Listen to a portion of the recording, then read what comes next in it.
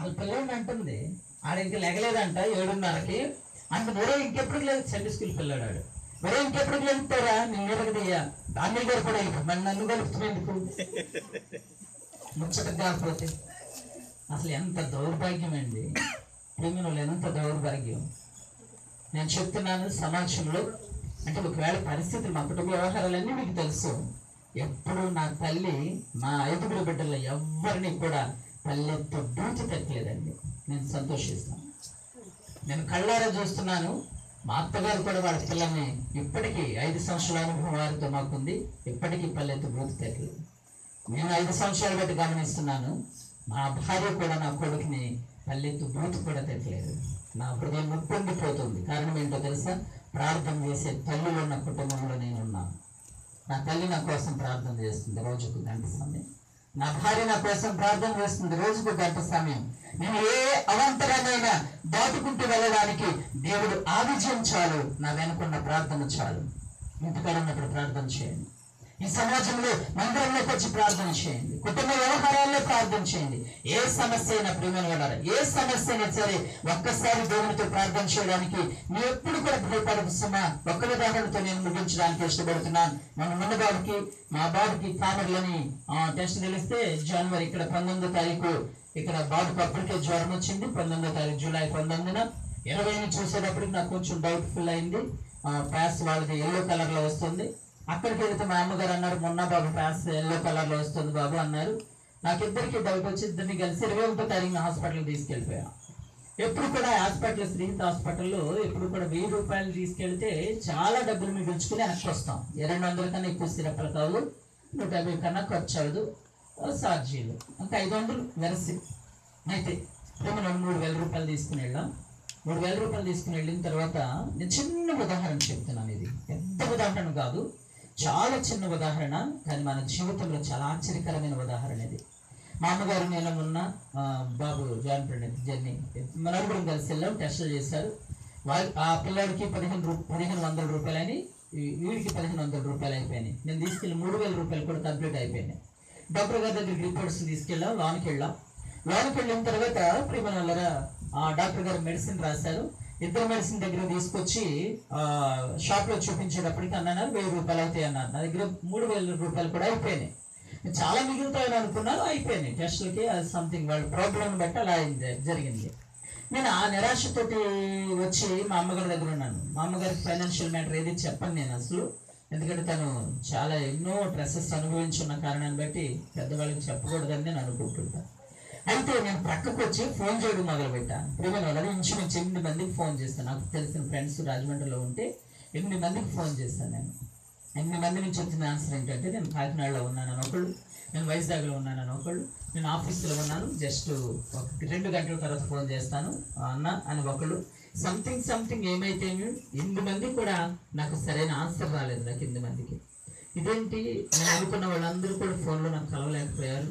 సరే ఎంత స్ట్రగుల్ అయితే అయింది. బాబుని నా మేనల్ని తీసుకుని ఇంటికి వెళ్ళిపోయి వాళ్ళిద్దరిని మా అమ్మను కూడా తీసుకెళ్ళిపోయి ఇంటికాడ పెట్టి డబ్బులు తీసుకుని మరలా నేనే వెళ్దాం. అర్థమైందండి మీకు? వెళ్ళి తెచ్చుకున్నాం మందులు. ఇప్పుడు మరి ఎటు సమస్య తీరినప్పుడు ఏం చేస్తాం అని అనుకుంటూ నేను టాయిలెట్ కానీ అటు వెళ్తుంటుండగా నాకు మనసులో ఒక ఆలోచన వచ్చింది. 8 మందిని అడిగావు కానీ ఏసైన ఒక్క మాటని అడిగావా? నా ఆలోచన నా మెదడుకు రాగానే నా ఆలోచనకు నేనే సిగ్గుపడ్డాను. అనుకున్నాను, అవును కదా, నా ఏసైతో చిన్న మాట. ఎంత మాట అండి? ఖర్చు లేని మాట. 8 మందితో ఫోన్ బిల్లు, కానీ నా ఏసైతో చెప్పండి ఖర్చు లేని మాట.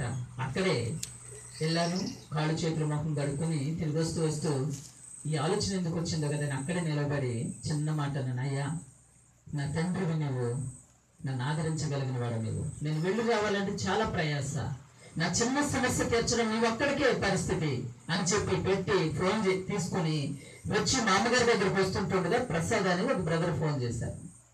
ఎక్కడున్నారయ్యా అన్నారు. హాస్పిటల్ దగ్గర ఉన్నాను. నేను మీకు చాలా దగ్గరలో ఉన్నాను, మిమ్మల్ని కలవచ్చా అన్నారు. కలవండి బ్రదర్ అని. వచ్చారు. మందులు తీసుకున్నారా అన్నారు. తీసుకోలేదని. నా దగ్గర 1000 ఉన్నాయి, వీటితో మందులు తీసుకున్నాను. అసలు నేను చెప్పలేదండి. ప్రభు నామానికి మహిమ కలుగును గాక. నాకు మేలు జరిగితే మీకేమవుతుంది? చప్పట్లు పట్టుకుని అలా చదువుతున్నారు. ప్రభునామానికి మహిమ కలుగును గాక. చిన్న మాట, నా యేసయ్యతో ఎంత మాట అండి? చెప్పావు ఎప్పుడన్నా నా యేసయ్యతో చిన్న మాట? పెసరపప్పు తెచ్చిన కాగితం పడి పడి చదువుతా పోయి కాడే చీరగాలిపోతున్నా లెక్కలేదు, లెక్కలేదు. ఆ కాగితంలో ఆ బొమ్మలో వాళ్ళ సగం సగం బట్టలు ఉంటాయి, అట్లా ఎగదిగ చూసి ఆయన నువ్వే వేసుకుంటున్నట్టు, వంకరొంకర జడలు ఉంటే ఆయన నువ్వే వేసుకుంటున్నట్టు. క్రైస్తవ సమాజమా చాలా జాగ్రత్త. రకరకాల వేషాలు ఉంటాయి, మనమే వేసుకుంటున్నట్టు. చాలా చాలా అంగు ఆరబట్టాలి. ఒక ఫ్యాషన్గా ఉంటుందని ఇక్కడ నుంచి కింద దాకా బొంగులు వేసుకుందంట ఒక ఆవిడ. మొన్నే బండి చక్రానికి పెట్టేసి ఆ బొంగు ఎల్లకితలో పడిపోయి తలబగిలి అక్కడికక్కడే పడిపోతుంది. జాగ్రత్త, బొంగులు జాకెట్లు కుట్టించుకోవాలి. క్రైస్తవ సమాజానికి సరైనది కాదు అది, యవనస్తులకు సరైనది కాదు. స్త్రీలారా చాలా జాగ్రత్త. అందుకే చాలా జాగ్రత్తగా రాస్తాను. నీ అలంకరణ తగు మాత్రపు అలంకరణ. ఎట్లాంటిదండి? తగు మాత్రపు అలంకరణ. చాలా చాలా క్రైస్తవ సమాజానికి తగు రీతిగా మాట్లాడాలి, తగు రీతిగా ఉండాలి, తగు రీతిగా నడిపించబడాలి, తగు రీతిగా దేవుని సన్నిధికి రాదాల్చి ఉండాలి. ప్రియమైన అందుకే మనం నమ్మదగిన వారమైనాను, ఆయన నమ్మదగిన వాడు. ఆయన స్వభావానికి విరోధంగా ఏది కూడా చేయలేదు. ఆయన స్వభావం ఏంటి చెప్పండి? జీవం. ఆయన స్వభావం ఏంటి చెప్పండి? స్వస్థత. ఆయన స్వభావం ఏంటి చెప్పండి? మంచి. ఆయనను ఎంత కాలం నుంచి ప్రార్థన చేస్తున్నా నాకేం విరిగిందని నువ్వు అనుకోదు సుమా. నీ వెలుగు తేజోరిల్లమయ్యే సమయం దగ్గర పడింది. నీ వెలుగుతో ఆయన ఉన్నతమైన సింహాసనాన్ని కట్టే మంచి సమయం నీ జీవితంలో దేవుడు ప్రవేశపెట్టాడు. అవని నీ శరీరం అంతా సృష్టించిపోని, నీ జీవితం అంతా అణగారిపోని, కానీ నీ ఆత్మ మాత్రం ఎట్లా ఉండాలి చెప్పండి? వెలుగుతూనే ఉండాలి. నీ ఆత్మ వర్తులతోనే ఉండాలి. అది దేవుడిచ్చే గొప్ప దీవెన. ప్రేమలో అట్లాంటి దీవెన బ్రతుకులో ఆనందంగా కలిగి ఉంటే గనక గిద్యోను వేరే వెనకాల 100 మందిని వెనకాల రానవసరం లేదు. ఒక్కదానికి చాలు దేవుని చేతిలో నిలబడి ప్రార్థన చేయడానికి. చాలా మంది ఏమంటారు, ప్రార్థనకు రాలేదంటే మా ఈదులో ఎవరు రాలేదండి అందుకే నేను రాలేదని అంటారు. మీ ఈదులో ఎవరికి అక్కర్లేదేమో దీవెన, నీకు కావాలి సుమా. అందుకే నువ్వు దేవుని సన్నిధికి వెళ్ళు. రే దేవుని జనాంగమా, నేను ముగించడానికి ఇష్టపడుతున్నాను. దేవుడు నీతో మాట్లాడుతున్న ప్రతి సందర్భంలో కూడా దేవుని ఎదుట నువ్వు నిలబడు. ఒక్క మాట. నా యేసయ్యతో ఎన్ని మాటలండి?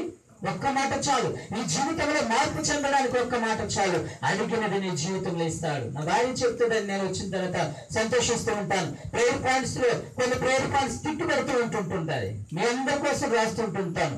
ఆ డైరీలో నేను చూసినప్పుడు ఆ తిట్టు పెడుతుంటుంటే ఆ జరిగిన కార్యాలను చూస్తుంటుంటే మా కన్నులకి ఆశ్చర్యకరమైంది. గల కారణం ఏంటో తెలుసా? దేవుడు నీ ప్రార్థన వింటున్నాడు.